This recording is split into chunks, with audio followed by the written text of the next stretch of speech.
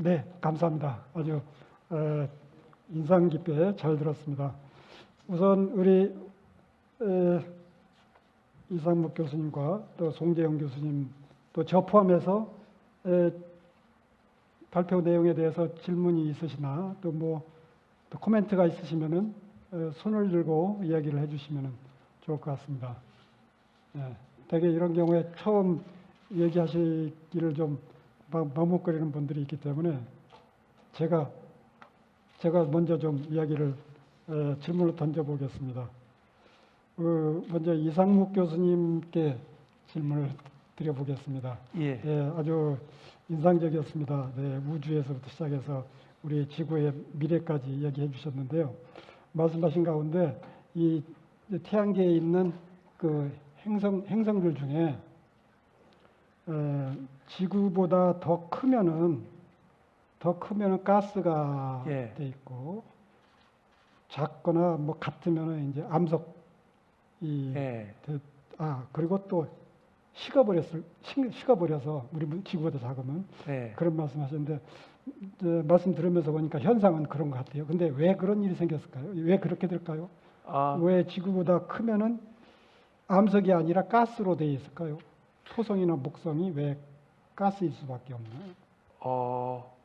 글쎄요. 현상은 맞아요. 그냥 그렇게 된 걸 보고 우리가 그러니까 이제 그런 사실을 보고 이제 스토리를 맞춘 거죠. 그러니까 우리가 이제 목성에 착륙하면 못합니다. 그냥 푹 빠집니다. 그렇죠. 그리고 이제 작으면 이제 빨리 식어서 달 같은 거 다 식었거든요. 그래서 그렇게 되는데 지금 지구가 이렇게 판 구조론에서 움직이고 화산이 나고 화산이 터지면 제일 많이 나오는 게 수증기와 대기나 이런 것들입니다. 거기에다가 생명이 있고 이렇게 여러 가지로 아다리가 맞기가 그러니까 제가 지구과학자이기 때문에 너무나 잘 아는데 누워서 생각해 보니까 뭐 사람이 죽는 거는 어쩔 수 없는 것이고 정말 하지만 그래도 뭔가 우리가 지켜야 할 가치가 있을까 생각해 보니까 인류도 모르겠어요. 그렇지만 만약에 있다고 나보고 찍으라면 그 다음번인 것 같다 생각을 해봤습니다. 제가 평소에 궁금하던 게 있는데 다른 분들도 궁금하실 것 같아요. 그러면 이제 목성이나 토성은 이제 가스로 되어 있다고 그러지 않습니까? 그런데 혹시 그 가스 아주 심층부로 들어가면은 암석으로 되어 있지 않을까? 아주 조그만 핵이 있어요. 아주 조그만 핵이. 그렇군요. 안에 돌덩이가 하나 있는데 아주 작습니다. 그래요. 그 덩어리 자체는 지구보다 크지 않을까요, 혹시? 그런 건 아닌가요, 혹시? 워낙 크니까. 대부분의 사람들이 그래서 이제 크기와 지구로부터의 어떤 태양로부터의 거리가 제일 중요한 두 가지 원인이 아니었나 생각합니다. 우리가 생명이 지구밖에 없으니까 딴 데와 비교해서 보편화하지는 못하는데 우리가 알고 있는 걸 바탕으로 지금 통밥을 굴리라면 가스라면 그럴 거라고 다들 그렇게 합니다. 근데 다른 논쟁의 여지가 없어요. 왜냐하면 다른 걸 본 적이 없으니까 하나만 갖고 얘기를 하기는 참 힘들죠. 아주 감사합니다. 다른 질문이 아직 오기 전에 그럼 제가 우리 송재영 교수님께 하는 질문, 교수님 질문 아주 강연 인상 깊게 잘 들었습니다. 교수님께서도 리쇼링에 대해서 이야기를 많이 해주셨는데 특히 한국의 리쇼링에 대해서 아쉬움을 표하셨어요.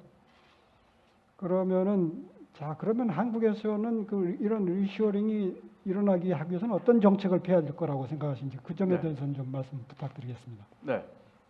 우리가 이제 리쇼링 얘기를 할 때 먼저 전제해야 될 거는 한국 기업은 한국 시장이 작기 때문에 사실은 옵쇼링을 너무 배관시해서는 안 된다. 아까도 얘기했지만 시장 접근형 옵쇼링이나 이런 것들 또 과거의 원가 절감 옵쇼링 아주 잘한 전략이었어요. 그러니까 앞으로도 유효한 전략이고요. 그래서 옵쇼링 무조건 나쁜 거다. 이렇게 봐서는 안 된다는 얘기부터 먼저 전제를 하고, 하지만 지금 사실은 조금 과도하게 그러니까 순수 내수형 기업까지도 지금 베트남으로 공장을 옮기고 뭐 하고 과도하게 옵쇼링으로 가는 경향도 분명히 있다. 이렇게 가다 보면 당연히 고용이 안 좋아져서 지금 청년 실업 문제가 극심해진 데는 사실은 조금 지나치게 옵쇼링을 기업들이 하고 있는 부분이 있다고 얘기할 수 있습니다. 그런데 기업인들하고 얘기해 보면요, 한국으로 공장 돌리겠다는 사람 제가 거의 본 적이 없어요. 왜냐? 이게 단순히 돈 문제만이 아니고 기업 환경이 너무 안 좋기 때문이라고 얘기하거든요. 규제 환경이라든지. 그래서 결국은 획기적인 이 기업하기 좋은 환경, 규제 개혁, 규제 개혁은 노동시장까지도 포함합니다. 이것이 되지 않으면 사실은 기업들이 쉽게 돌아오기 힘들다. 물론 뭐 한국 정부도 2013년에 이 유통기업 촉진법을 만들어 가지고 이 돌아오는 기업에 대해서 뭐 이 그 법인세나 이 소득세에 대한 혜택을 주고 뭐 입지에 대한 혜택 주고 인센티브 안 주는 거 아니에요. 근데 왜 거의 안 돌아오느냐? 돌아온 케이스가 거의 없거든요. 미국, 일본에 비하면 정말 작은 숫자뿐이 안 돌아왔어요. 그 이유는 뭐냐? 사실은 기업 환경이 안 좋기 때문에 근본적으로. 그런데 일본도 그랬어요. 사실은 일본도 규제가 굉장히 심한 나라였고 해외로 나가기만 했는데 아베 정권 들어와서 굉장히 많이 돌아왔거든요. 그 이유는 뭐냐? 결국은 아베 정부가 근본적으로 기업하기 좋은 환경 만드는 데 신경을 많이 썼고 규제 개혁을 하고 이 부분이 주요했다. 뭐 저도 개인적으로 아베 별로 안 좋아했지만 인정할 건 인정해야죠.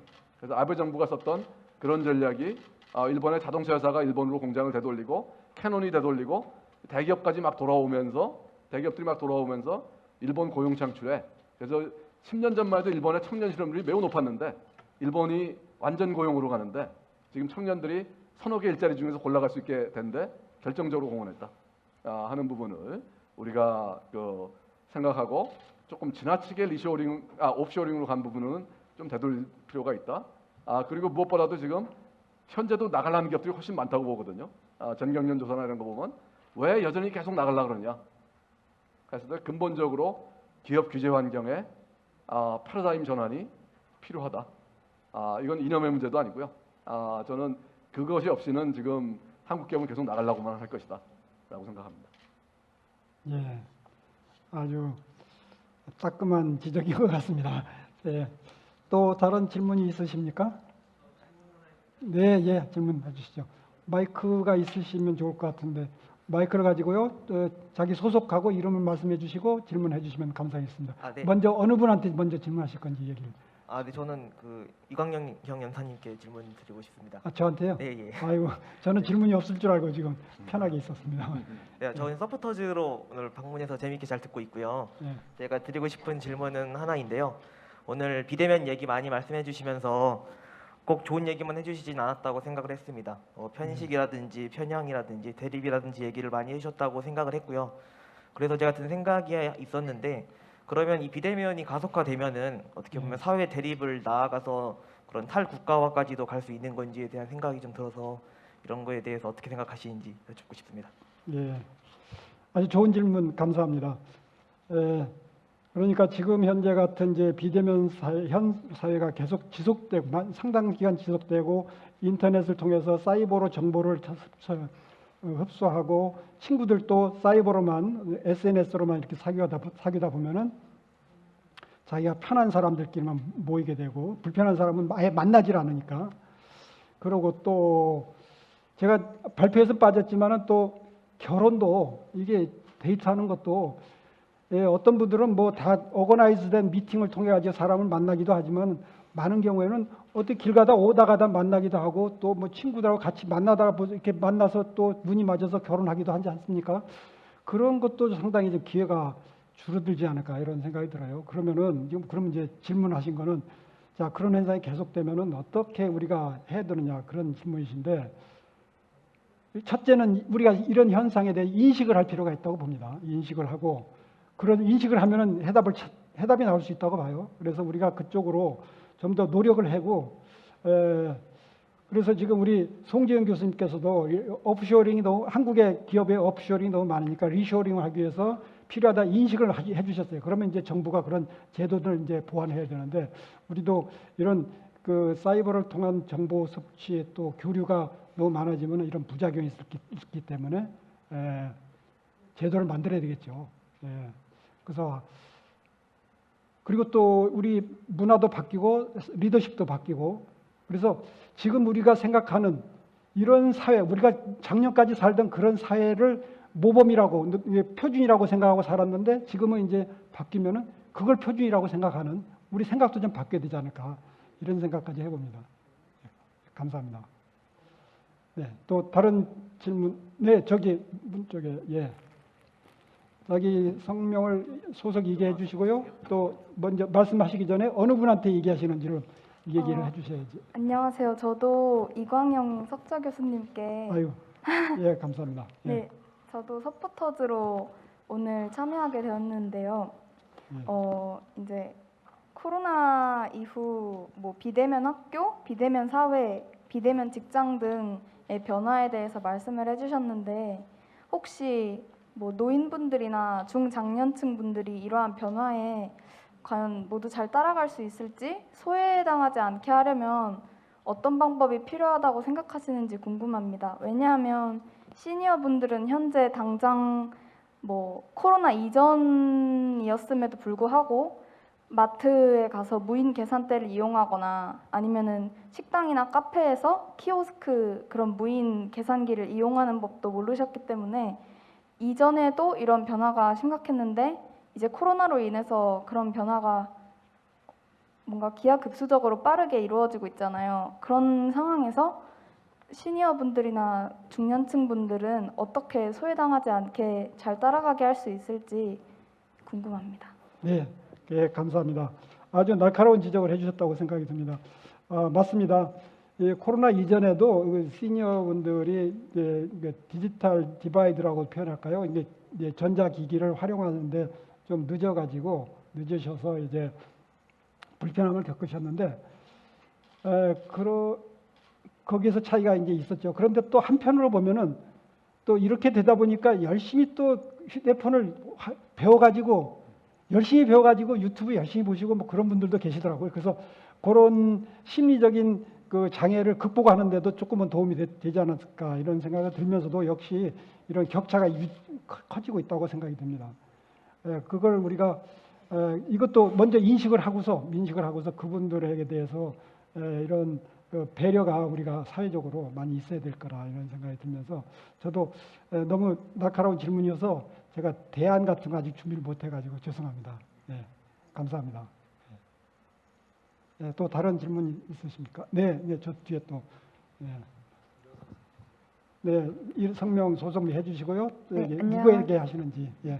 안녕하세요. 저는 동덕여대 국제경영학과에 재학 중인 학생 김다운입니다. 저는 세 분의 교수님께 공통으로 질문을 드리고 싶은데요. 예. 네, 오늘 정말 좋은 강연 많이 해주셔서 인사이트를 많이 얻었는데요. 그 교수님들께서는 이제 그 거시적인 얘기를 많이 해주셨는데 그럼 이런 극심한 변화 속에서 개인은 어떤 역량을 갖춰서 미래를 대비를 해야 하는지 궁금합니다. 예, 아주 미래가 정말 촉망되는 우리 젊은이 같습니다. 우리 이상묵 교수님부터 좀 말씀을 해주시겠습니까? 저는 개인 얘기는 안 했는데 저는 이런 생각을 해봅니다. 사람은 무엇을 잃어봐야 소중함을 안다고. 그래서 저도 이제 장애가 되면서 여러 가지를 알게 되고 했는데 너무나 이렇게 잘 나가고 남을 앞가고 그런 것도 되게 중요하지만 때로는 우리가 이제 아까 제가 이제 재수없게 그 죽음 얘기를 했는데 우리는 언젠가는 우리의 유한함을 알고 젊은 사람들은 이런 얘기하면 안 되겠죠.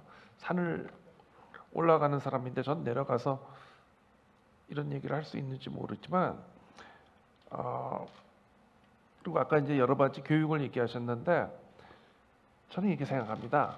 젊었을 때는 우리가 공부를 하고 하는 이유가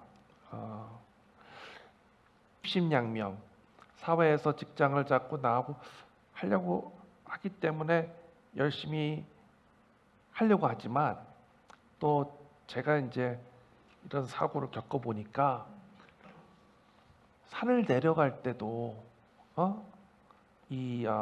세상에서 나의 존재, 이런 가치, meaning of life and our place in the universe, 이러한 거대한 big question을 물론 답은 없지만 거기에 도전하는 것도 역시 공부더라고요. 예? 그래서 젊은 애들 하고 싶은 말 공부 열심히 하세요. 아, 정말 재수없는 얘기죠. 예. 미안합니다. 예, 그래도 아주 중요한 말씀이죠. 공부는 일단은 좀 해야 되니까. 네, 우리 송 교수님. 예. 네, 저는 이제 그렇게 생각합니다. 지금 세상이 워낙 빨리 바뀌고 변화가 심하기 때문에 특히 어떤 지도자들, 뭐 그것이 정부를 이끌고 있던 기업을 이끌고 있던 무엇보다도 이 세상의 변화를 좀 볼 수 있는 그런 통찰력 내지 세상의 변화에 대한 그 어떤 끊임없는 학습, 그걸 이해하기 위한 그것이 필요하다고 생각하는데 그것이 반드시 지도자만이 아니라 아까 학생분께서 질문하셨는데 학생분도 전 마찬가지라고 생각해요. 앞으로 어떤 세상이 열릴 것인가, 어떤 세상의 변화가 있을 것인가, 그거에 대해서 좀 나름대로 고민을 많이 해보시고 책도 많이 읽으시고 학습하시고 그래서 앞으로 어떤 세상이 열릴 것인데 내가 어떤 준비를 할 것인가 하는 거에 대한 고민이 과거에 비해서 저는 굉장히 필요한 시점이 아닌가 그런 생각이 듭니다. 그래서 요즘 그런 얘기 많이 합니다. 요즘 세상 정말 빨리 바뀌는 세상인데 우물안 개구리는 죽는다. 결국은 국가가 됐던 기업이 됐던 개인이 됐던 우물안 개구리가 돼서는 좀 안 될 것 같습니다. 그래서 세상의 변화를 조금 열심히 좀 따라가려고 하는 또 좀 알려고 하는 그런 노력은 저는 특히 학생들한테는 강조를 많이 합니다. 네, 감사합니다. 저도 좀 말씀을 덧붙이면은요. 저는 앞에 제 발표에서 이제 지식의 편향성, 편식 이런 걸 좀 강조했는데 사회가 이제 그렇게 되기 때문에 나 자신은 오히려 그거에 반대로 다양성을 추구하는 쪽으로 새로운 것을 자꾸 하고 남하고 다르게 그쪽으로 노력하는 게 어떤가 생각이 듭니다. 그래서 같은 비슷한 생각하는 친구들끼리 그 속에서 내가 남보다 더 잘하겠다 그 생각보다 그 친구들보다 나는 어떻게 다르겠다. 남보다 어떻게 해서 앞서겠다가 아니라 어떻게 다르겠다. 이런 생각을 하시는 것이 미래를 대비하는데 좀 더 도움되지 않을까 이런 생각을 해봅니다. 예. 자, 그럼 그 정도 하고 그래도 한 좀 2분 30초 남았는데 우리 질문 1개 정도는 더 받을 수 있을 것 같습니다. 오늘 아주 플로어에서 아주 재미있는 질문들이 많이 나왔습니다. 예. 저 질문이 없으신가요? 그럼 시간이 하면 제가 그러면 우리 이상무 교수님 때 제가 질문 하나 던지면서 발표 앞부분에 교수님의 인생에 대해서도 말씀해 주셔가지고 아주 감명 깊었습니다. 그런데 말씀 중에 임사 체험을 하셨다고 그러셨는데 그게 어떤 것인지 저도 책을 보면 그런 게 나오긴 하는데 직접 경험하셨다니까 좀 설명을 해주시면은. 그러니까 임사체험 혹시 모르시는 분 모르다 임사체험이라는 거는 그부터 그 정의부터 좀 말씀. 그러니까 near death experience라고 하는데 이제 우리 사람들이 이제 아무리 의식이 나가도 귀가 열려 있다는 소리가 하거든요. 그래서 뭐 농담으로 막 식물인간 이제 막 옆에서 욕했다니까 계속 야 다 들었어 이렇게 얘기했다고. 저도 귀가 열려 있었던 것 같아요.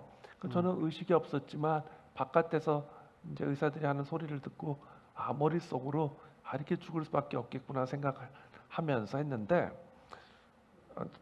다른 얘기를 하지 않고 여러분 크리스마스 캐롤 찰스 디킨스가 쓴 크리스마스 캐롤 있지 않습니까?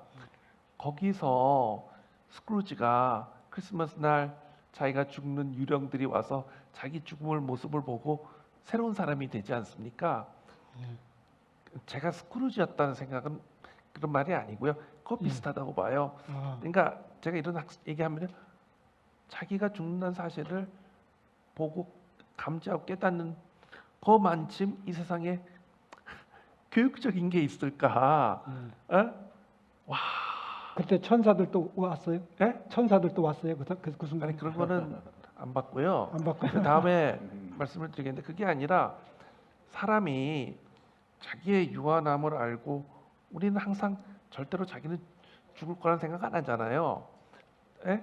그걸 깨닫는 순간 더 이상 물어볼 게 없어요. 저는 사실 사고 나기 전에는 그랬는데 그렇게 그 임사 체험을 한번 하고 나서 지금까지 한 번도 눈물 한 방울 흘려본 적이 없어요. 예? 뭐 부정하고 정신 이런 거 없었어요. 그냥 내가 알고 싶었던 이 세상에 가장 중요한 문제를 내가 모르면 누가 알겠냐? 죽어봤어? 난 죽어봤어. 이런 거기 때문에 그래서 제가 이제 마지막으로 궁금한 건 아니 나는 경험해서 했는데 찰스 디킨스는 이걸 어떻게 알았지? 예. 아니 나는 찰스 디킨스가 이걸 어떻게 알았을까 하는 생각을 해보니까 그렇다고 이제 따라하시면 안 되고요. 따라하지 마시고 그래서 어떻게 보면 죽음에 대한 생각이 현재 살아있는 사람들의 삶을 더 풍부하게 만들어준다고 생각합니다. 예, 아주 가슴이 뭉클한 말씀이었습니다. 자, 그럼 우리 시간이 됐기 때문에 이상 마치도록 하겠습니다. 마쳐도 되겠습니까? 네, 예, 감사합니다. 감사합니다. 예, 다시 한번 큰 감사합니다. 박수 부탁드리겠습니다. 예, 감사합니다. 예.